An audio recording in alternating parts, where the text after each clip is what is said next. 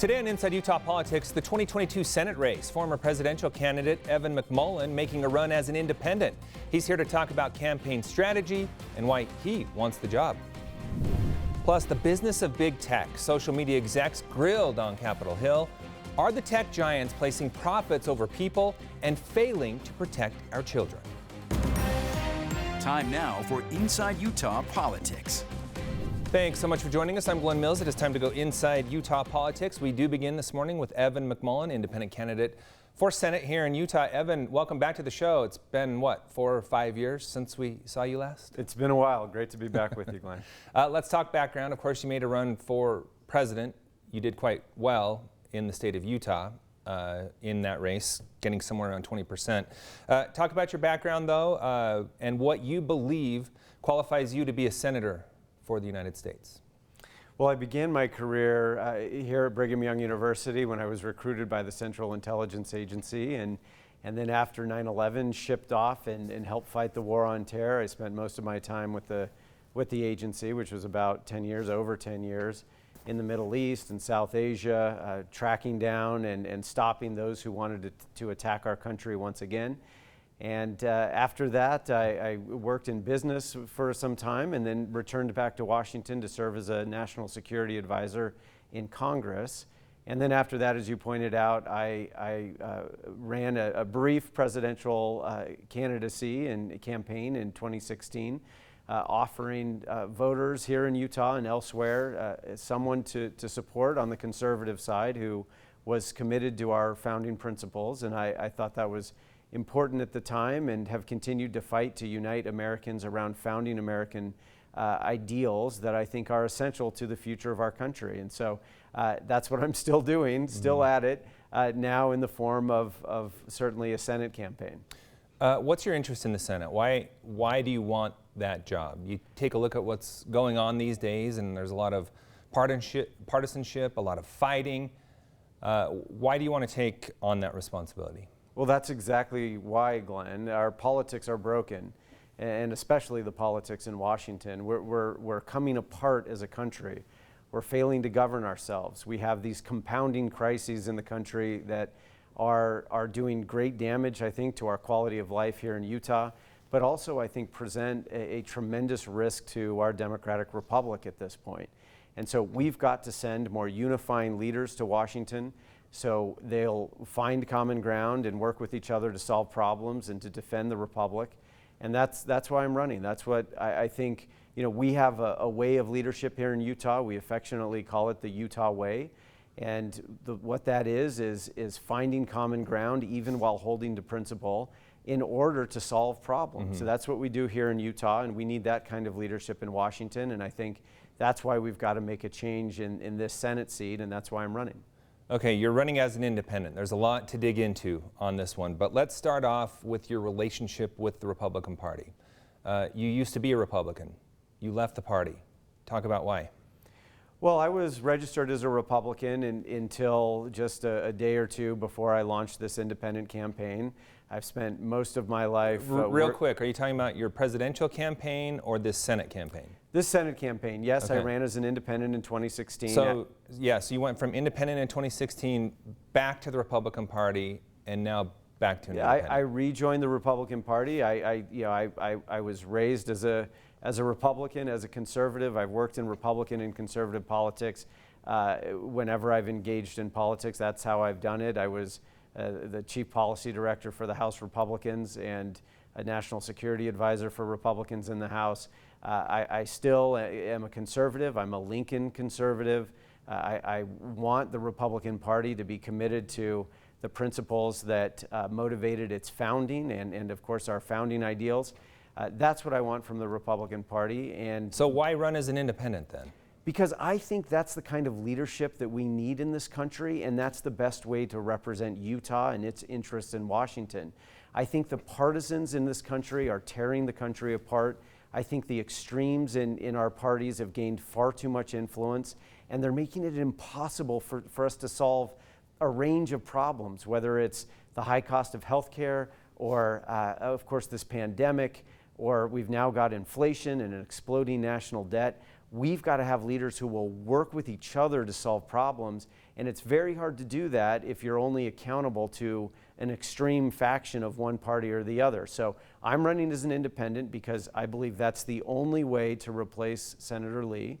And the reason for that is that we've got to unite principled Republicans, independents, and Democrats for that purpose, to replace Mike Lee, but also to offer more unifying, effective leadership in Washington. Okay, running as an independent, it's certainly an uphill battle in the state of Utah. Sure, some have won in other states. We see independents in the Senate right now as we speak. I can't think of that happening in Utah, certainly not in our lifetime. So what's the strategy going into that? Well, as you point out, independents have won before in other states, and also I think here in Utah there is an opportunity, but it has to be done in the right way. It has to be done in a way that can unify Republicans, Democrats, and independents. That's how an independent can run. You pointed out that in 2016, and this is very different, I was only running for 3 months during that brief, modest race, but we were able to gain traction and quite a lot of support. Since then, we've been building here in Utah, and we've got grassroots supporters and other resources that we need to wage a campaign. And we didn't have those things to begin with in 2016. Now we have them. And so we're bringing those things to bear, and we can win this. So we have an opportunity to win this and replace Mike Lee. It'll take Republicans, Democrats, and independents, but a majority of Utahns would like to make a change there and to send better leadership to Washington. And our job is to organize them and mobilize them for this purpose. Okay, so what I'm hearing from you is that you're certain Mike Lee is going to come away with the Republican nomination. So with that in mind, how would you differ from him on some of the big issues we're facing right now? Take the infrastructure bill, for example. Mm-hmm. Well, I think it is likely that he wins the Republican nomination. I don't think that's a sure thing. I think he's got a couple of contenders, of opponents, a couple of opponents in the primary and that are quite capable. And I hope both of them do well, and I would love for one of them to succeed. So if that happened, would you still be in the race? Well, look, I would have to have that conversation. I'd be thrilled to have that conversation. I believe firmly that we need a new kind of leadership in this country, and that Utah needs that leadership, and that if we send more independent leadership to Washington, that Utah will be the most influential state in the nation. We see how senators who are willing to act independently of party bosses and other powerful interests in Washington end up having tremendous influence for their states. I want that for Utah. Okay, I got us off track a little there. I want to get your thoughts on this infrastructure fight and battle we're seeing in Washington right now. How would you approach that? Yeah, so I do think we need to invest in infrastructure. There are a lot of things in this country we need to do. We have limited resources to do it. We've got a national debt that has reached almost $30 trillion. We have an enormous debt service bill every single year that's holding us back in the country. So we can't do everything. But we do need to make smart investments that can help our economy grow and thrive into the future. And infrastructure is certainly an area where we need to make those investments. My view is that we should be disciplined about what we classify as an infrastructure investment. I would be with Republicans who are working constructively in order to find a common ground with other senators to get something done on that front. One of our senators, Senator Mitt Romney, of course, has been part of that constructive effort. I think that's the kind of leadership we need. I think Mike Lee has taken a different approach, obviously, and that's part of the problem and part of what needs to change. If we're going to have influence in Washington, we need our representatives and our senators to be able to work with people across the political aisle in order to get things done. And if not, I think we're going to get worse policies and more extreme policies from both sides of the aisle. And that's why it's just so important that we have senators who are in the conversation instead of ignoring it and simply trying to obstruct it without effect. Okay, we have run out of time. Appreciate you being here with us, and we'll be following the campaign. Thank you. Still to come, former Congressman Rob Bishop walks away from the Independent Redistricting Commission. Our panel weighs in on what that means a little later. But first, hundreds of Americans still stranded in Afghanistan, how the Biden administration is responding.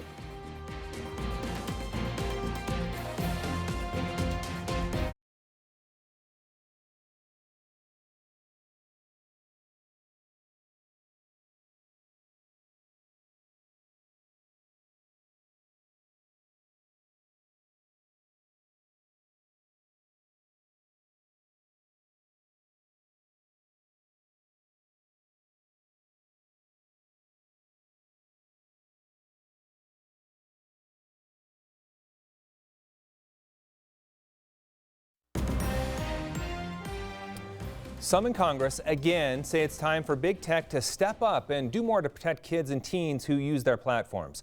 Washington correspondent Trevor Shirley explains. On Capitol Hill, senators are calling for new laws to establish mandatory protections for kids and teens online. If Facebook has taught us anything, it's that self-regulation doesn't work. That includes greater privacy protections. During the past few weeks, big tech executives from Facebook, TikTok, YouTube, and Snapchat have all testified before Congress. There was also that bombshell testimony from former Facebook data scientist Frances Haugen. She alleges Facebook knows about the dangers its platforms pose to teenagers, but chooses to put profits over efforts to keep young people safer. You have children on these platforms that are too young to be on these platforms, and you allow it to continue because it's money. Reining in big tech is one of the few issues that consistently gets bipartisan support on Capitol Hill. Lawmakers from both sides say it's time to create legislation to hold big tech companies accountable for keeping children safe. I think we have not just the opportunity, a historic opportunity that we need to seize, but also the obligation to move forward.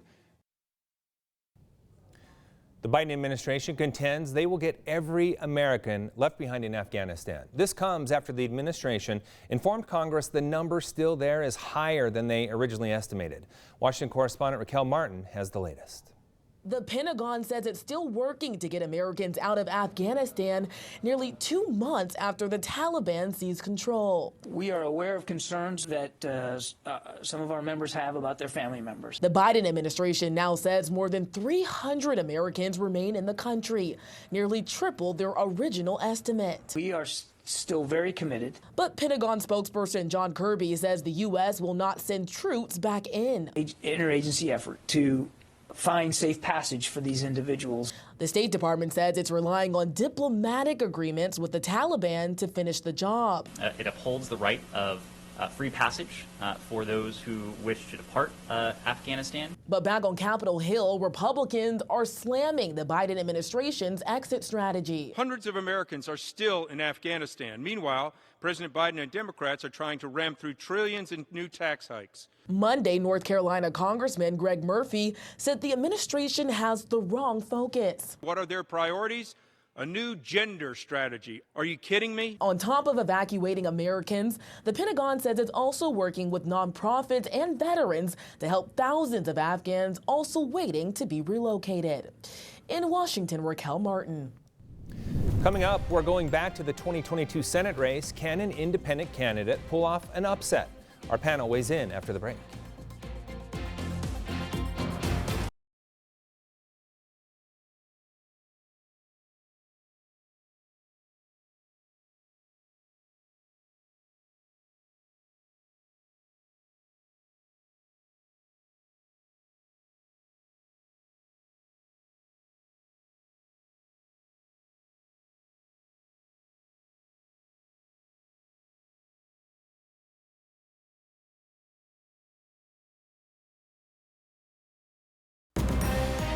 You're watching Inside Utah Politics.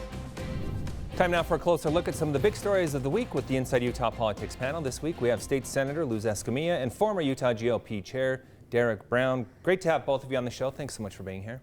Thank you. Thank you. Let's get right into one of the bigger stories of the week, no doubt. Former Congressman Rob Bishop resigning from the Independent Redistricting Committee. Senator Escamilla, what do you make of that? I was a little bit confused because, it was very clear the process and the timeline of this commission.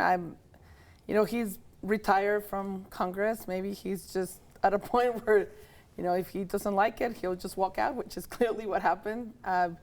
This is our first time we're doing this in Utah. It was, I think, a great opportunity to have this committee bring forward solutions from a community perspective, and I'm just disappointed he walked out. I mean, I don't think it was the right thing to do. Derek, your thoughts on that? Well, as a small state, I think it is really important that we have each of our members of Congress working together on the big issues that our state faces. And one of them, obviously, is the federal lands. And when I served in the House 10 years ago, we went through this process, and we made it clear that one of the things we wanted is each of the members of Congress to have an understanding of the whole state, not just a small portion the state. And so I think ultimately him resigning is a recognition that fundamentally there's nothing really independent about an independent commission. They're not really independent. They're not accountable. So the only thing they're independent from really is accountability. So I think Speaker Wilson is right in the sense that he feels the burden of being accountable to people and the voters, and that's what this is evidence of. Senator, I'd like to get your thoughts on that.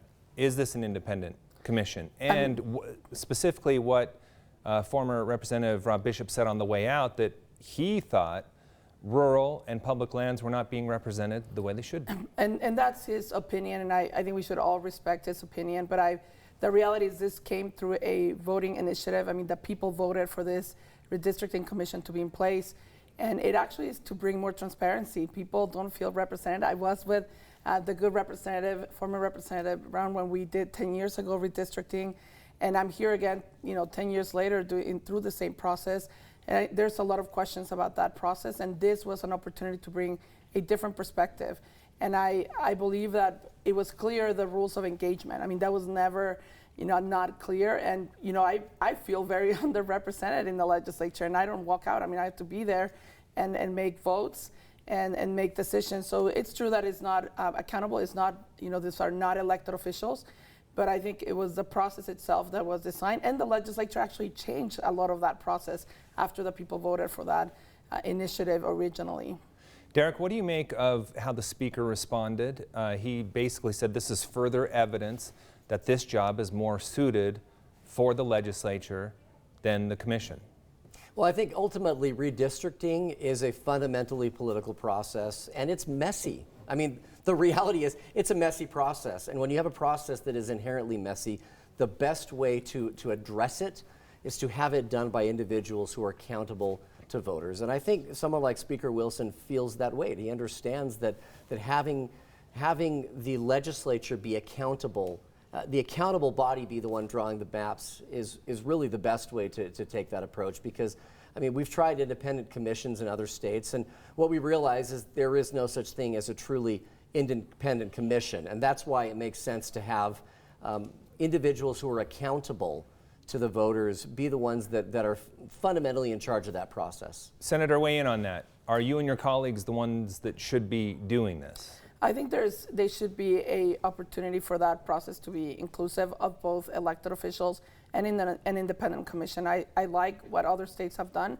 Arizona has done a good job through that process with an independent commission, and it brings just more transparency. I don't know that the public feels that excited about having legislators draw their own lines in their own districts.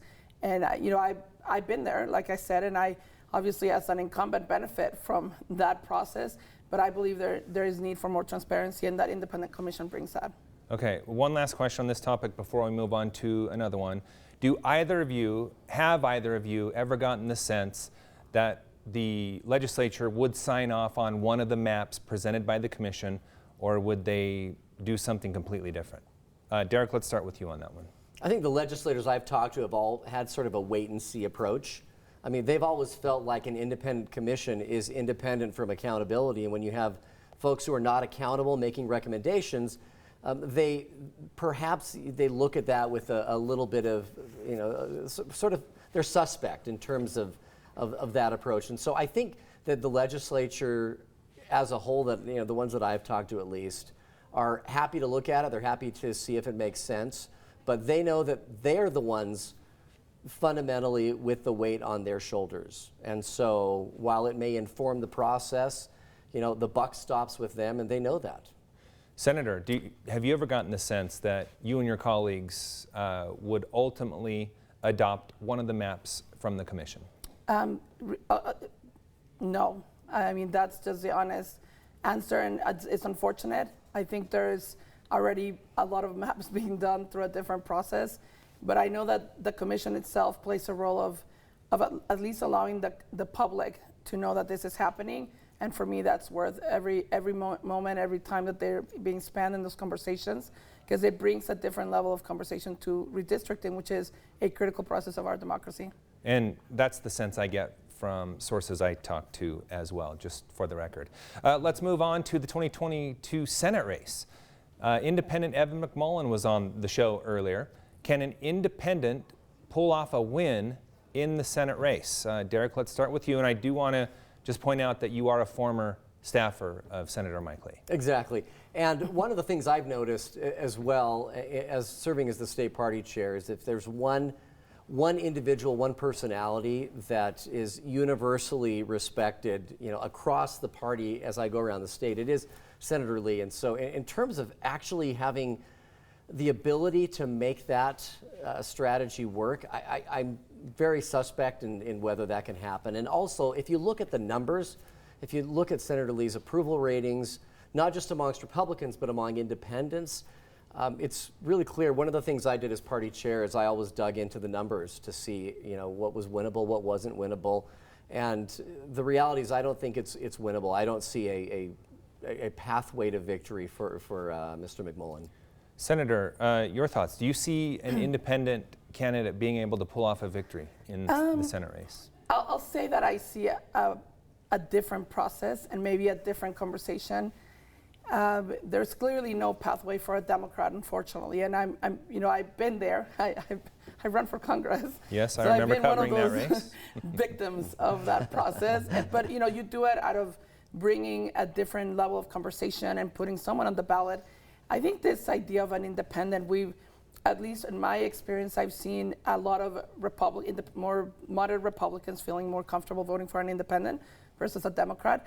So maybe there is a pathway. I don't know the numbers. I haven't done the research. It's clearly not something that I'm that excited about to not have a Democrat in that process. But it's an interesting candidate himself, and maybe I guess the conversation is more about what Utah needs and what they want. Mm-hmm. And maybe it's not necessarily will you vote for an independent, but maybe it's a vote against our current U.S. Senator Mike Lee as not the right person to represent us. So I mean, maybe we're framing the question in a different way, mm-hmm. and maybe that way has a pathway to victory versus is this individual the best choice, but maybe is the person that we have, is that what Utah want, and is that how Utahns feel represented in the U.S. Senate? Mm-hmm. Derek, you know the Republican Party better than I do, just coming off serving as chair. But I have to point out one thing. When you take a look at Senator Lee's numbers across the state, the total electorate, they do dip down into an area where someone could potentially beat him. You don't see that playing out with an independent candidate? I don't. I mean, first of all, you have a number of people who are running against him within the party, but I think if there's one sort of unifying factor in the party that I've noticed in terms of personalities, consistently during my term as the party chair, it was really this feeling that Senator Lee is kind of a standard bearer. And so while the numbers are going to sort of wax and wane, they'll go up and down a little bit, I think when push comes to shove, I think you're going to see the Republicans en masse going to come back to Senator Lee. And as much as it's interesting to talk about it and to look at the numbers and see if there's a strategy, the reality is I think Senator Lee is going to be the nominee next year, and he's going to win re-election. So I think it's pretty clear. I have about 30 seconds left. Senator Escamilla, would Democrats start to strategize here and say maybe we don't need a nominee? I think those conversations are happening already, Glenn, and they're just happening, like I said, because it's more of, is U.S. Senator Mike Lee a true representative of the state of Utah? But I'll also add, because there's 2 women running against him in his own party, I think that's exciting, good for Republicans, and you guys have a choice. So, 2 of them are, great women. I know them. I've worked with both of them. So that's also exciting for the state of Utah. All right, yeah, definitely an exciting race ahead. One we're talking about earlier and earlier every time it comes around, it seems. True. Really great insight. Thanks so much for being here with us. Thank you. Stay with us. We'll be right back with more Inside Utah Politics right after the break.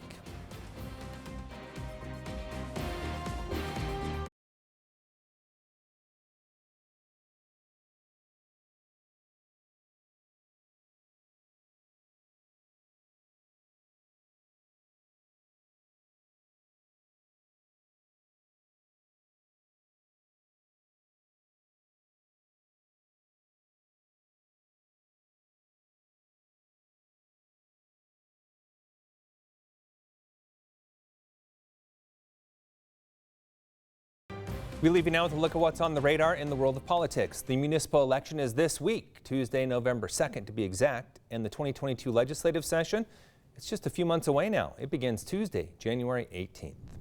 Make sure to connect with me on social media. I'd like to know what you think of this show and other issues important to you. You can email me at InsideUtahPolitics@abc4.com. You can also follow me on Twitter and Facebook. Just log on and search Glenn Mills ABC4.